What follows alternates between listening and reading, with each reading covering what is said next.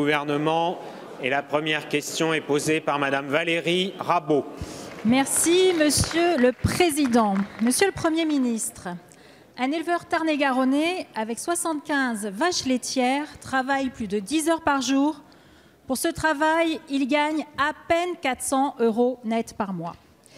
D'ici quelques jours, il risque de ne plus rien gagner du tout et donc de devoir mettre la clé sous la porte et de faire face à ses créanciers. Pourquoi ? À cause de la refonte de ce qu'on appelle les zones défavorisées simples. Avoir son élevage dans une zone considérée comme défavorisée donne droit à une indemnité compensatrice de handicap naturel appelée l'ICHN.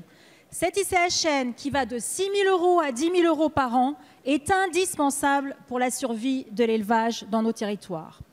Depuis 18 mois, les organisations agricoles et les élus se battent pour maintenir l'ICHN là où elle est indispensable pour la survie de l'élevage et nous avions obtenu des avancées. Mais le 20 décembre et surtout vendredi dernier, l'administration du ministère de l'Agriculture a créé un séisme avec de nouvelles versions de cette carte. Si ces versions sont confirmées, Monsieur le Premier ministre, elles vont faire disparaître la moitié des élevages dans beaucoup de nos départements. Le Tarn-et-Garonne, le Gers, les Deux-Sèvres, les Landes, l'Ardèche, le Béarn. Monsieur le Premier ministre, vous devez empêcher cela. Vous devez empêcher la mort de l'élevage français. Vous devez empêcher les ronces de remplacer les vaches dans nos territoires et de se transformer en friches. Monsieur le Premier ministre, j'ai 4 demandes. Venir voir par vous-même en Tarn-et-Garonne une exploitation par exemple. Mettre votre veto aux cartes révisées annoncées la semaine dernière. Demander immédiatement un moratoire à l'Europe. Les Espagnols et les Allemands seraient d'accord pour qu'une discussion globale ait lieu dans le cadre de la prochaine révision de la PAC. Vous engagez à sauver l'élevage français. Je vous remercie. La parole est à Monsieur Stéphane Travert, ministre de l'Agriculture et de l'Alimentation. Merci, Monsieur le Président. Mesdames, Messieurs les députés, Madame la députée Valérie Rabault, nous avons déjà ensemble évoqué ce sujet à maintes reprises et vous avez raison de revenir dessus parce que c'est un sujet d'importance pour nos agriculteurs et pour nos territoires. Les ZDS, vous le savez, elles avaient été définies à la fin des années 70 avec des critères socio-économiques qui aujourd'hui ne correspondent plus vraiment à grand-chose.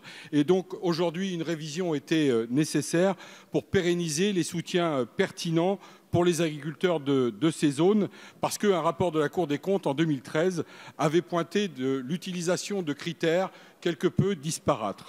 Et donc le règlement européen relatif au développement rural a rendu cette révision obligatoire des États membres d'ici à 2019. Nous avons engagé un certain nombre de réflexions avec les professionnels agricoles, avec les régions sur les différents zonages. Et le zonage envisagé à l'issue du premier cycle de travail aboutissait à une carte qui était très étendue par rapport à la carte actuelle, qui augmentait d'ailleurs considérablement à la fois les besoins en crédit FEADER, qui reste aujourd'hui une enveloppe fermée. Cette carte ne pouvait être considérée comme soutenable budgétairement et la pertinence d'un certain nombre de critères était difficilement justifiable au niveau européen. Et donc, le président de la République l'a annoncé la semaine dernière dans ses vœux au monde rural, les zones de montagne seront, elles, totalement préservées et les agriculteurs de montagne continueront de percevoir leur ICHN. Concernant les ZDS, les travaux doivent se poursuivre. Nous continuons le travail avec vous, avec les parlementaires, avec les élus.